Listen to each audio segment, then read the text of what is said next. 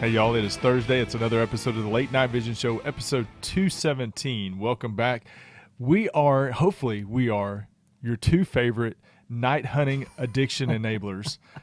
And we're here. We've got a big scope review. Every week it's a big scope review, but this one is a little extra bigger, I would say, because extra bigger because the predecessor for this scope, a couple of them have been winners of our best of scopes in years past. So this is an important scope review. The voice that you just heard, the owner of Outdoor Legacy, Mr. Jason Robertson. Welcome back. Are you as excited as I am about doing this show? Because I love this scope. I'm excited to talk about it. I am. I mean, we have gone on the record and we have chosen this scope not only as the winner several times of the under $5,000 category. Maybe every time. I think it's multiple winners. But I'll just go on the record and say that this scope is absolutely one of my favorite scopes, and it's what sits on my rifle most of the time. I say most of the time. I'm always testing something, but at the end of the day, gosh, I mean, this is legitimately not me just saying this. It is by far one of my favorite scopes. Yeah, so we are reviewing today the Pulsar Thermion 2 XP50 Pro.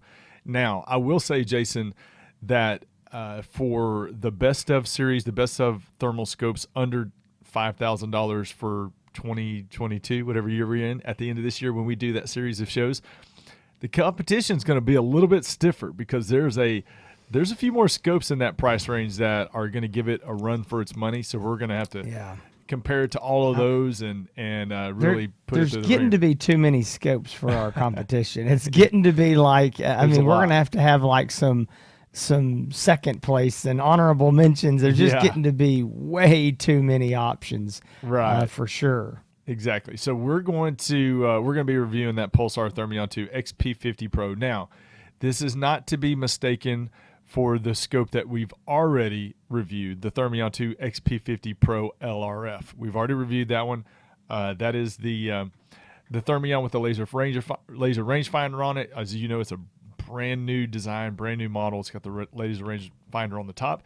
This is the non-LRF version. This is the basically the upgrade from the previous Thermion 2 and the previous original Thermion before that. So the XP50 Pro, as always, y'all, we're going to be showing some video. We're going to be talking about specs. We're going to be, Jason's going to do a walk around because he's got the scope in his hands right now. He's going to do the walk around, let you know a little bit about what's in the box, so what you can expect to get when you buy the scope. We're going to do our likes and dislikes. We're going to be doing our general thoughts. We're going to be doing a lot of stuff, y'all. We got, as you know, our reviews, and this isn't a surprise to anybody, aren't the shortest on the web. But I will say this. Hopefully you feel like they're the best because they are very thorough. As always, if you are interested in purchasing any night vision or thermal optic, you can always give us a call, 877-350-1818. A lot of people call up and say, hey, I saw you on the show. It's cool that I can call and talk to you on the phone. I need some advice. So if you're looking to buy something new, you can always find all of these optics on the website, outdoorlegacygear.com. But you can call and talk to me or Jason, whichever you want to talk to. So we appreciate it. Now, Jason, before I jump into it, you want to share anything? You want to add anything? Yeah, I want to say this about your comment right there of calling us and going back, 60 seconds to what we were just talking about, how many optics there are now and how hard it's going to be for us to even choose something. Guys, we get it. There are tons of options, and it gets so confusing because you're looking at your buddy has got a Thermion XP50, and come to find out the Thermion XP50 was replaced by the Thermion 2 XP50, and come to find out it was replaced by the Thermion 2 XP50 Pro. And you're like, oh my gosh, I thought I knew what I wanted, and that's 3 models old. So this stuff changes. There is lots of options. It is very confusing. I can tell you a few things for an absolute fact. That is, you cannot go to a website like Outdoor Legacy or any other website and just look at the specs and read about them and figure out which scope to buy.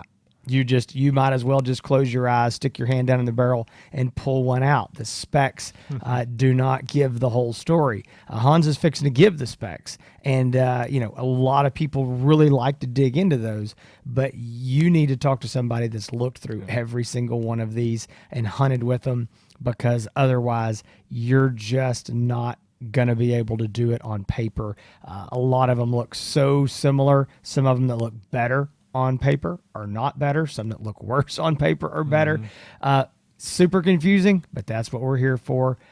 Call us when you're ready to make that purchase. We would be glad to walk you down and narrow it down to what will work best for you, giving you our realistic, opinions of what we've seen in the field, and then help you make that purchase with Outdoor Legacy. So that's it, Hans. All right, let's jump into this. This is a big review, one of our favorite scopes, so let's get into it. Yeah. I'm going to add one more thing. Don't go to Facebook and ask Facebook what's the best scope, because you're going to hate yourself. While you're there, ask them what the best truck is. Yeah, exactly. That's all you got to do, just ask that. So I'm going to read through these specs, and while I'm reading off my list, we're going to roll that beautiful bean footage of all this thermal video that we got. So I know that Jason got some good video, some hauls. Yeah, I've got some video. Let's just hope it's good. We'll see. Exactly right. All right, so the Thermion 2 XP50 Pro, the thermal core resolution, it's a 640 by 480. Thermal core resolution is a 50 hertz refresh rate. It's got the new under 25 millikelvin thermal sensor on it. There's a lot of questions going around about the sensor and what it does, what it means. I mean, it's like microns. The lower the number, I guess, the better it is, the more sensitive the sensor is. So it is a minus 25. If that means anything to you, then hallelujah. 17 micron. It does have an AMOLED display, 1024 by 768. Has internal video and audio recording with 16 gigabytes of internal storage memory. If you hit the peak of that, then that means you're doing good. You're shooting a lot of hogs or coyotes. It does have Wi-Fi. The magnification, it's a 2:16 power. Let me look through here. Field of view, 65 feet at 100 yards. They say the detection range is 1,800 yards. The ID range, and this is easy. I mean, it's the same as the Thermion 2 XP50 LRF. Same everything except the laser rangefinder. ID range is going to be the same. Conservatively, 400 yards. If it's very good conditions, very good weather, and you're experienced, could be a couple hundred yards further than that. So 400 to 600 yards is going to be the typical ID range from what we have looked at. Now, if you look on the PulsarNV.com website, and you're looking up the specs, I just found this. It talks about the laser rangefinder wavelength.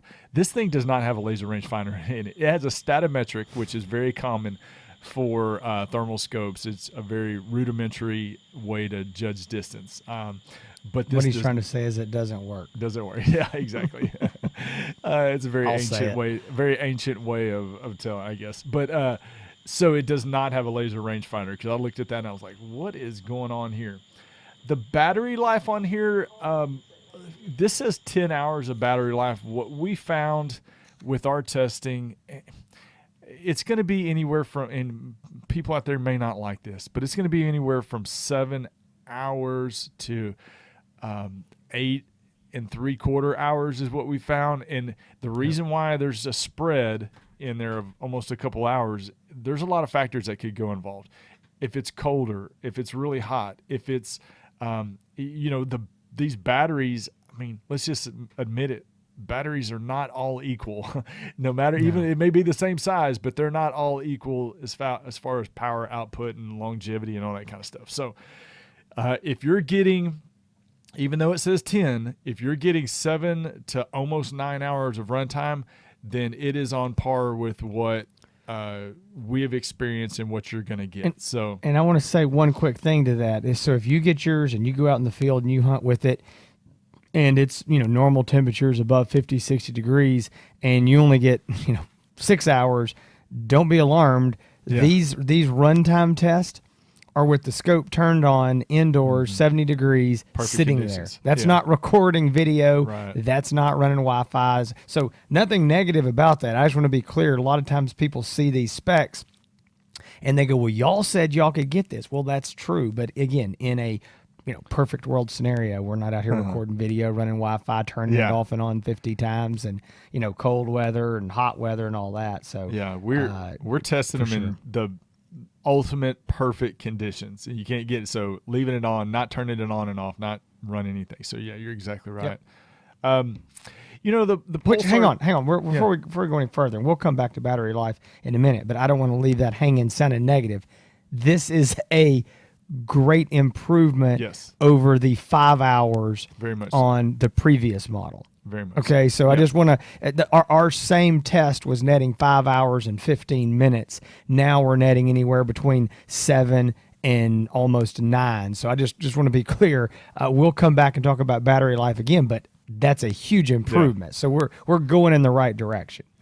Yeah, we're giving our likes, but yeah, that's one of them. The battery life is the big improvement. So, as far as other features, I mean, the Pulsar scopes are just stacked. They've got like 13 or 14 reticles to choose from. They've got 8 or 9 different color palettes to choose from. I love the fact that they added yellow as a reticle color. I'm a little bit colorblind, so that yellow to me stands out really, really good. Green, I used to use green, but I have a little bit of problem with the green with my eyes. Yellow is where it's at. I'm gonna tell you right now. So thank y'all for adding. Yeah. So I don't have a problem with that for some reason. My eyes. They have it's IPX7 waterproof rating. And as far as recoil rating, 375 H&H caliber or 12 gauge shotgun. So yes, you can mount it on a 12 gauge shotgun. Pulsars have a really good recoil rating. I mean, the standard, I would say, of a lot of scopes is 308, so it's a little bit higher than average. The price on higher. Yeah, a lot higher. Higher. The price on it, it's just this. The scope is just under $5,000. The price did not increase; it stayed. Jason, the price has stayed the same for as long as I can remember on these XP50s. 2017 is when the original Trail XP50 was released at $49.99. Exact same price today. I don't know how long that can hold out in this economy, but right now, $49.99. $49.99. So we've gone through all the major specs. I mean, the batteries, as we talked about, we'll be talking about those more. Those are proprietary batteries. So you're not, it's going to be something that's special to Pulsar. If you need extra batteries, you'll have to purchase it. I'll let you talk about the mounts and stuff because that's part of the mount and what comes in the box and all that. So so let's do oh, sorry, were you done? No, go ahead. Oh, I'm sorry. All right, let's do a quick walk around. I'm going to show this real quick. This is the box, just in case I can't even get the whole thing in the frame. I'll back up here. Okay. All right, now you've seen the box. All right, I don't know if that's important, but that's proof that we do have the box. Video proof. Yeah, that's right. We have a box. All right. So now I'm also going to show this. This is this doesn't really matter, but this is a padded black case. I'm just you don't have to see that, but there I just give you a quick look at it. I'm going to show you. I tell you what I'm going to do. I'm going to show you around the scope, then I'm going to come back to the case and tell you what's in the box. The reason is some of that stuff will make more sense once you've seen it. All right, so let's jump into this. I'm going to try to hold this up, folks, and my microphone's going to be in the way. I'll try to stay close to it. All right, this is the Thermion 2 XP50 Pro. I'll tell you what, I will move this mic back. I won't say anything for a minute, and I'll just try to spin it around so you can see this thing a little better. All right, you may talk while you're doing it. Talk. Oh, yeah, look at that. Right. Okay, so this very nice scope. Do you have it on a mount? I can't see it right now. You got it on a mount? Yeah, it's on a mount. Oh, okay. All right, that's enough. You've talked enough. All right, I'm sorry. I just wanted to show y'all. All right, so here's what we've got. Let's talk about the big thing that's sitting here. It is in a mount. This is the American Defense Manufacturing Recon mount. This is Hans and I's favorite mount. We sell this mount at Outdoor Legacy. They are currently $199. Very, very, very nice mount. American made, lifetime guarantee, returns to zero. This is our favorite mount. Daytime or thermal optics. If you're looking for a 30 millimeter mount, we've got them. This is it. Now, I do want to point out something. This is a custom limited edition mount that we've got. If you buy this mount, like this says right here, I don't know if you can see it, Late Night Vision Show, Outdoor Legacy logo on there. Yours won't have that. This was a custom mount. They made a few of these for us to give to us. You will have an Outdoor Legacy logo on the mount right there in a small little spot. And I would say, and I've said it before, the American Defense Manufacturing they are the gold standard for night vision thermal optic mounts. Don't take our word for it. Look at all of the other manufacturers that are doing business with them as well. So, I mean, they're the best. Yeah, I mean, absolutely. I mean, it's all the manufacturers. I say almost all the manufacturers are dealing with them, all the way from the very top of the line stuff. American Defense, that's it. Not saying that some of these other mounts are bad, but this is the gold standard for American mounts. All right, so there is the mount. You see that? That's the option. I'm going to make a quick comment about this mount. A lot of people ask, why is it cantilevered like this? Yes, if you're putting this on an AR, you can get a mount that just goes straight up. But here's what I like about it. With this cantilever, on an AR-15, it's perfectly fine because you got plenty of rail space. So you can just slide this thing back, no problem. However, if you ever wanted to put this on anything with a fixed stock, like a bolt-action rifle or a shotgun or anything like that, what you can then do is use the same mount. Turn this mount around, and it is perfectly fine. I'm bad about saying turning it around backwards, but it's really not backwards. It's just the other way. You turn it around, and now what you get is this cantilever back, giving you more eye relief. So if you're going to go with a bolt-action rifle, a lot of times, even though this optic is really made for bolt actions in mind, you may still run into the issue of not being able to get your eye up close enough. And so that's where you need a cantilevered or offset mount. So we highly advise this mount. Okay, let's talk about all of the things here on it. Okay, starting right here. This cap right here looks like a turret. It is a cap, and I'm going to try to pop the lens cap open, unscrew this, and what you have underneath here, this is a USB-C port. This does two things. One, it's where you can charge your scope. It's where you'll charge the internal battery. It will also charge the top removable battery at the same time. If for some reason you ran out of battery and you wanted to run it off of an external USB battery, you could do that by plugging that in there. I'm mentioning these batteries. Again, there is an internal battery laying inside the scope you cannot access. That, again, has to be plugged in to be charged. That battery is covered under Pulsar's warranty. Here on the top, I'm going to pull this off, and this is your battery, your removable battery. This is the APS-2 battery. This is what comes with the scope. There is a taller or longer APS-3 battery. This battery is about $79. You're going to get somewhere between 2 and 2.5 hours on it. The APS-3 battery is $99. You're going to get somewhere between 3 to 3.5 hours on it. Now, here's what happens. I'm going to show you. This comes in the box. If you get an APS-3 battery and put in here, it's going to stick up about like that. If you're watching this on YouTube, you can see that. It's just a taller battery. So what you're going to have is this taller battery cap. And so there, got it screwed on it. That's what it'll look like with the taller battery in there. And so this cap comes in the box with every Thermion. So that way, if you decide later, hey, I want to buy the APS-3 battery, you've already got the battery cap. But you will need to carry that because, two different battery caps. All right, moving along back here on the back of the unit, we've got the standard Thermion button layout. The blue button right there is going to be your power button.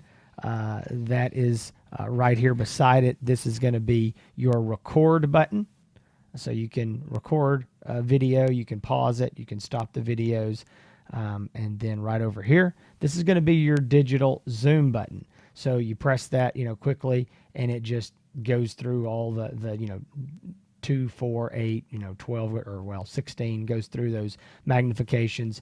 If you press and hold this button, that's how you'll enable picture in picture. Press and hold it, you'll turn off picture in picture function. Over here on this side of the optic, this is a button and this is a scroll wheel. This is how you will enter into the menus, like the main menu you want to get into to do all of your stuff. It's very simple. You're going to press and hold that. The menu will pop up, and at that point, you will use this to run the cursor, up and down. And then when you get on the one, whatever menu option you want to, say you want to change your reticle, change the crosshair, you're going to press in, and it's going to expand that menu out, and you'll scroll up and down. It's very intuitive. Once you do it, you'll figure out exactly what's going on there. All right, and then I'll show one more thing here. This right back here on the rear of the eyepiece, this is rubber. It's a little squishy, and that is your diopter.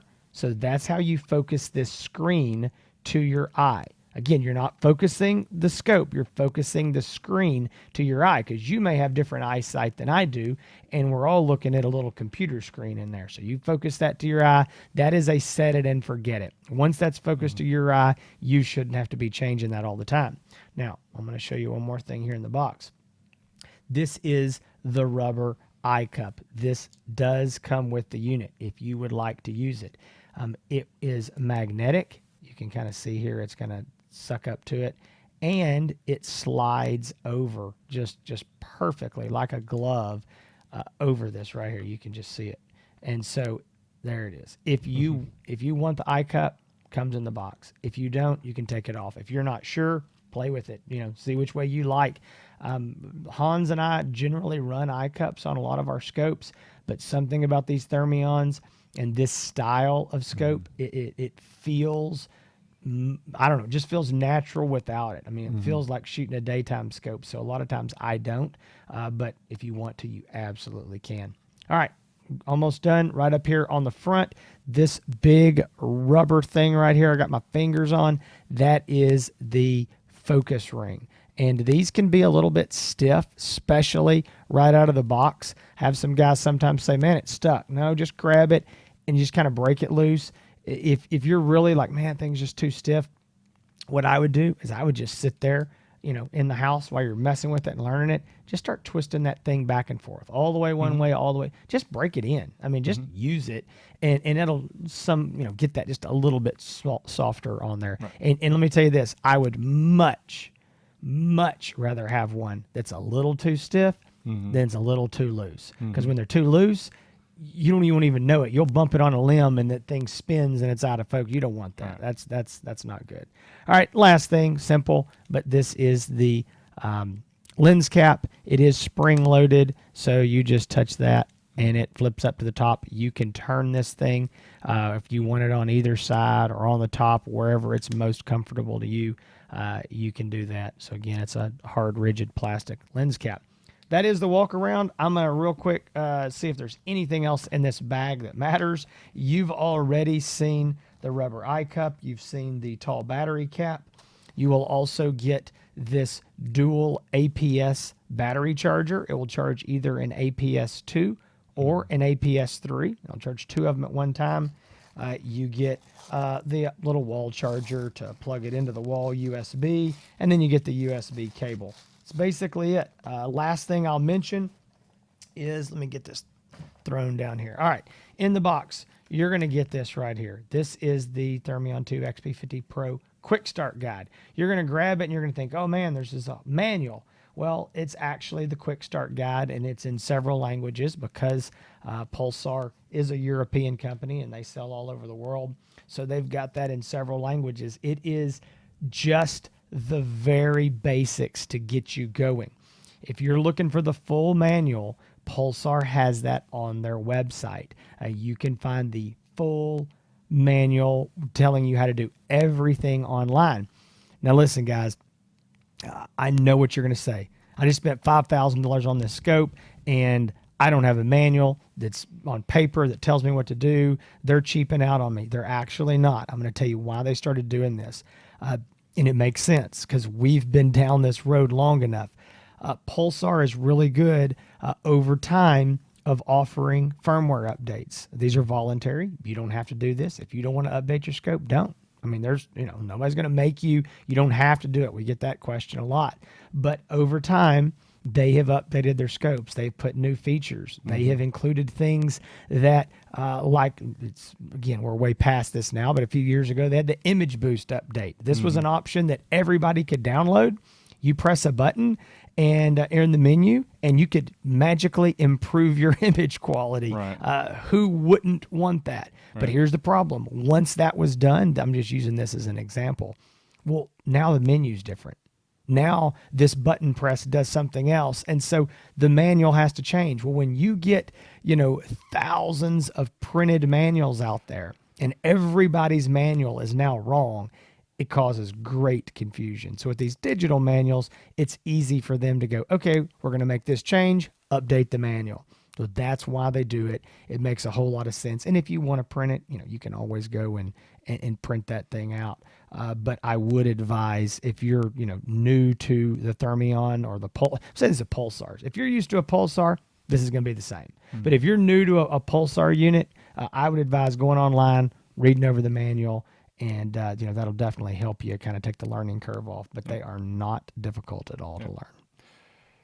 During your walk around, I heard you use the word squishy. So I'm going to say it right now. That is a word that is never to be used on the podcast Squishy? ever again. Yeah, that's a banned word. I wrote it down on our list of banned words and sayings. Squishy. Can't use the word squishy. Okay, so since we're banning words and burning books, is there? Do you have a word that because this is not soft, and it's not hard. So what would you call this? Untextured, uncontoured. I don't know. What contour? You don't even know. You don't know what those words mean. Not rigid. Not rigid. Unrigid. Is that a word? Unrigid. No, rigid means something is stiff. This is you don't. Yeah. Oh boy. Unstiff. Oh gosh. Folks. Anyway, squishy. We're going to cut this part of the show out. Hans is showing his third grade education. That's exactly right. Squishy. Squishy. That's It might be the most accurate description of it, but not a word we can use on this show anymore. All right, so Jason, what do you want? You want to do? Who's it good for? Or you want to do likes and dislikes next? Let's do the likes and dislikes. Get those out of the way. Okay. So go ahead. Tell me what you like and dislike. Oh man, I tell you. So I would say the likes are the fact that, as always with Pulsar products, they are very feature rich. I mean, the Pulsar stuff is, we always talk about what's best for the money, the value for the money. When you buy a Pulsar product, you are getting all the features that you could possibly want, and then more in some cases. Now, they've done that, and they've been able to do that without making it overly complicated. There's a lot of people that call up that are intimidated by technology. I get it. I understand it. A lot of people that weren't raised around it. Jason and I are at the age that we, most of our life, growing up, we didn't have it, but we were still young enough that, we kind of crossed over into it. So we feel comfortable with it. But people that were born a little bit before us, they don't want things that have all these bells and whistles. Well, the good thing about the Pulsar bells and whistles, like video recording, the picture-in-picture display, all that kind of stuff. If you don't want to use it, you don't have to use it. It's not a feature that you have to use. So the Pulsar products are very user-friendly, very easy to set up, very easy to sign in. The video and audio recording, the videos that come off the video, the scope, the audio that you hear, it's some of the best that you're going to see on the market. I mean, very, very good features in that regard, and they've always had that going for them. The improved battery life is going to be the big one, I would say. Them being able to get a little bit more out of those batteries. That was the biggest negative in the previous Thermion models that we've always talked about, what we've always heard. They've addressed it, and they've improved that quite a bit more. and I know that a lot of people are going to be very happy about it. We are very happy about it. Hey, I want to just say something real quick. I'm just going to, because no need me beating on that horse again. So right now, as this is, we're saying anywhere between 7 and 8.75 hours, which is a lot. So you said it. One of the complaints before about the Thermion was that, oh man, you can't get the battery life. Mm-hmm. Well, these units now are where the trails that were very, very popular, the Pulsar trails that have been phased out, this is where they were. They were in that 6 to 8 hour. Then they moved up into that, say, 10 hour. Well, you take an APS-3 battery and you put in here, and you're going to be running into that, again, 8 to 10 hour range realistically. So they have now crossed over and come to that point where you just can't say that battery life is the reason to not buy the scope. Now, there's no, don't get me wrong, those trail batteries were fantastic, and for $99, every one of them got you another, 8 hours or 10 hours. So it was very, very good. But and I know where this really comes from is the cold weather guys, because I get it, man. You're out there, you're hunting at 0 degrees, and it eats through these batteries. But for the average guy out there, I mean, battery life is not the reason anymore. I mean, these things are, and they have. I want to be clear on something else. If we're comparing this to a trail, any trail that's ever been made, which again, they were the flagship line for Pulsar, this XP50 Pro and the XP50 Pro laser rangefinder are superior optics to those trails. Oh yeah. Image quality, the sensor, everything about them. I shouldn't say everything. That's not fair. Overall, the scope is an absolutely upgraded version of the trails. It was built off of those internals and improved on. So Pulsar just keeps, just climbing that ladder. I mean, every time the rung is just a little bit higher, and they take one more step and keep improving them. So anyway, back to the battery life.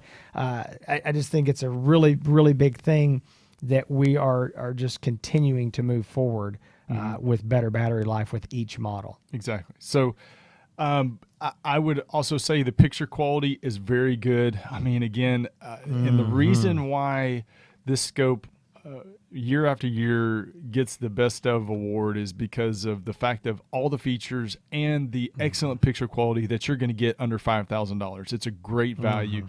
One of our favorite scopes, as Jason said, a scope that we usually have on one of our rifles at all time, the Pulsar, Thermion XP50. Now, what I will say, and we'll talk about later on, if you own a original Thermion XP50, do you need to upgrade? And if you own the Thermion 2 XP50, the model previous to this, do you need to upgrade? We'll talk about that a little bit later on.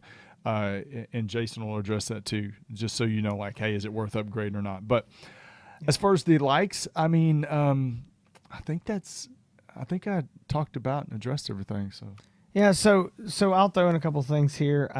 Agree with all that. I think this is something that I tell everybody that calls and talks to us on the phone about Pulsar. Is I always say this: when you pick up a Pulsar, I don't care if it's a Thermion, if it's a Trail, if it's an Axion, a Helion, a whatever. You name the Pulsar optic, from their least expensive to their most expensive. When you pick it up, it's different. Yeah. And what's different about it is this entire scope. It is just one big attention to detail. I mean, design, everything. This is fantastic. This feels, and this is what I always say, Pulsar is European, and European is known for, they are known for making things quality. They're known for attention to small detail. They care about what the optic looks like. They care about the way that it feels. And I'm telling you, these are very, very nice scopes. When you're spending, $3,000, $4,000, $5,000 on an optic, you want it to feel good. You want to feel like, man, there's a lot here for my money, and this is fantastic. again, this is nothing new. I just think it's one thing that probably sets Pulsar a little bit apart from some of the other manufacturers. Doesn't mean theirs feels like junk. I think this is just what I would call a step above. Another thing I think is important to mention is, Pulsar has always been known for having great customer service. Pulsar USA is here in Texas. They're great guys, very good people to work with. And we always appreciate that. As Hans mentioned, they do have a 3-year warranty. Mm-hmm. If I've got to find a negative, I think that it's just, comes down to a design, which Hans and I actually prefer this style of design of scope. But if you're going to buy one scope and your plan is to take that scope off and on your rifle and use it as a handheld, this style of scope is not going to be suitable for that. So any of these scopes on the market that, not just the XP50s that are this style, can you use it as a handheld? I mean, yes, you can, but here's the problem. It's so long, you can't palm it like this, and your mounts are going to be on there. It's going to feel awkward. You're trying to palm it, and then you're going to be doing this. You're going to be seesawing this thing. If you're watching, you can see what I'm doing. So what you have to do is you have to hold it with two hands. This is so hard to do and talk on here. It's so awkward. You got to hold it like this. You got to hold it up to your eye. Folks listening, go check out YouTube and look at Jason looking like a pirate holding stupid. telescope. I know. I put that thing up there and I thought, no, Hans is going to use that as the thumbnail. I can't let him see that. It is. Yeah, you, no. Jason. So the point I'm making is people say, can you use it as a handheld? Guys, I use this as a handheld on my back porch all the time because I may have 5 scopes that I'm testing and I want to put them all side by side, and I can't always take my rifle out there, throw it up, put it on the tripod because I want to go out there, scan my pasture, look quick. Oh, look, there's some hogs. How does this compare to that? So I use it as a handheld a lot. And again, these style scopes are just not conducive for that. So I'd say that's the negative. If you're looking for one scope that you're going to use, for a handheld and a thermal rifle scope, then I don't think this design is for that. Now, it's another subject for another day. My opinion is if you're going to spend $5,000, I would be trying to somehow end that $5,000 budget. If you don't have a bigger budget than that, I would find a way to buy a less expensive scope and a handheld. But call us. It's another topic for another day. But negatives, I really can't think of anything, just maybe besides that, saying that is that design for some people. Hans, I mean, do you have anything negative to say about this scope? I mean, I'm just trying to think of what it would be. No, I thought you did it very well, talking about, because a lot of people these days want to do, kind of the monocular scope crossover thing, and I understand why it's not suitable for that. I can't think of any other negative other than that. I'll say one thing. I think this is stupid, but I don't like it. It doesn't make any sense. It's this spring-loaded lens cap. And like it's that? fine. I love it's that. Okay. Man, it's okay. It is a better. I like it. I think it's an. You like it better than the Yes. other? 100%. Well, 100%. I don't know. There's something about that. I'm like, I don't know. I just like to pull the other one back. Whatever. I think I bump it sometimes because what I'll do is, I don't leave it where it goes up. I turn it where it's on the side, and then I'll be like walking around. Next thing I know, I hit this thing. Now I can't even make it do it. And it pops open. I'm like, dadgummit, my lens. Actually, when I was messing with this thing, doing this battery test the other day, I had it off the rifle, and no joke, I grabbed this thing, didn't even realize it. Lens caps popped open. I grabbed it down here. I put my fingers all over the lens, and then I'm like, good gravy. I thought the lens cap was closed. So, yeah, no, again, we're nitpicking, minor detail. It's rare to have a scope that we can't find much that we don't like. If Pulsar asked me today, I'll go on the record and say this, Hans, you can tell me if I'm wrong. If they said, all right, guys, you can do anything you want, you can add any feature to this scope, what would you add? My answer is nothing. I don't need anything. I don't need anything else in this scope. Sure, you can always continue to improve image quality. You can always continue to improve, but feature-wise, I know there's people want things like recoil activated video and ballistic. I don't care about any of that stuff. I don't need any of that. I think it's got all the features that I need, and it does all those things really, really well. Yeah, I'd agree. So what else? Any other thoughts about it? I mean, I think we need to talk real. Yeah, I think we need to talk real quick about who it's good for and who it's not. Yeah, that's a good. We'll do this briefly because I know we're going along here. I'll chime in real quick, and then Hans, you can tell me. Mm-hmm. I think this is a 2-in-1 scope. It's a 2-power, wide field of view, low magnification, absolutely great for hog hunters. You can zoom it up to 4 power, and you go down to a 320 by 240 resolution that is still really good, really usable. So now if I happen to be out coyote hunting, or I happen to get a bad wind on some hogs or something and I can't get close, or whatever the situation is, I've got that extra magnification and still a good image quality. I think for a guy who is going to be doing most of his shooting under 150 yards, I think it's fantastic. While I think it's absolutely possible with a good shooter that knows his ranges and knows his animals and experience, I think the scope can shoot 300 or 400 yards. I'm not personally comfortable doing that just because I'm not a long range shooter. But I don't think this is the scope I would buy to regularly do that. I think that the low magnification serves a purpose of the wide field of view, really suitable for those under 75 to 100 yard shooting. Again, guys hear this and they go, well, what do you mean I can't shoot 200 yards? No, you can. And if you're going to occasionally do that, shoot 250. I think that's fine. But my opinion is if you're going to be shooting 100, 150, 200, 250 all the time, I would buy a 3-power optic at that point, a 3-power 640. So I don't, depends on what you're doing most of the time. But I think for a guy that's, just generally shooting 250 and in, and a lot under 100, this scope is going to be hard to beat with anything on the market today. Yeah, I tell people if 99% of your shots are under 100, 150 yards, this is going to be the scope for you. This doesn't mean you can't take a 200, 250 yard shot at all. Right.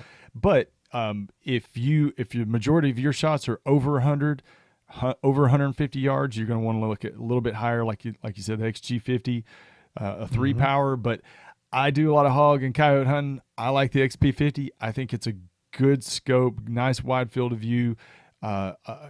Obviously enough power to still take a longer shot than I'm even wanting to take. Anything past 2 or 250 is not anywhere I want to be shooting regularly. So very good all around optic. And I think, but if I was from South Dakota, North Dakota, and I could see 1,000 yards in all directions without any obstruction, really, I would choose another Pulsar product, something with a little bit higher magnification. So with all that being said, if you are interested in purchasing the Pulsar Thermion 2 XP50 Pro, you can do so at outdoorlegacygear.com. You can call Jason and I if you want some more comparison, how it compares to other scopes. Call us 877-350-1818. Thank y'all for listening for another week. We've got more reviews coming up, more talk, more hunting, coyote, predator talk. If you want to check out all of our past episodes, thelatenightvisionshow.com. You can find all of our 216 past episodes. And thank y'all if you're watching it on YouTube or listening on the audio-only version apps. Thank y'all for checking it out. If you want to find Jason, you can find him on Facebook at Outdoor Legacy. You can also find him on Instagram. You can also find him on YouTube, Outdoor Legacy Gear. If you want to find me, you can find me on Instagram at Hans ETX, HANSETX, or on YouTube. Let me check real quick, Jason, because I might be over 20,000 subscribers. Wow. I just checked not that long ago, and I am officially. So 20,000 subscribers on YouTube. Congratulations, sir. That's Thank a y'all. lot. Thank you very much. So Hans ETX, do a lot of reviews over there, shorter, condensed versions of them. A lot of video, a lot of hunts. Go check it out. Thank y'all again. Jason? All right, folks. Hey, listen, we hope you enjoyed the review. Again, as Hans said, if you're confused, you're not sure, what you want, but you want to buy something, holler at us. This is what we're here for. You're not bugging us. We are glad to help our customers. This is what we do. I mean, it is a service that we offer to the people who buy from us. We will help you before the sale. We will help you during the sale, and we'll help you after the sale. That's right. I had a guy call us this week. He bought a scope from us about 5 or 6 years ago. Had a question about it. I had to scratch my head a little bit because I hadn't seen one of them in a long time, but answered his question, and he was tickled, and ended up calling back and buying another scope. He was like, "Hey, decided I think I want to upgrade." So we really appreciate our customers. We appreciate y'all that call us and get our advice and choose to do business with us. So we really appreciate you. We plan on seeing y'all again next week. Another great episode between now and then. Y'all stay safe in the fields and keep making those bacon pancakes.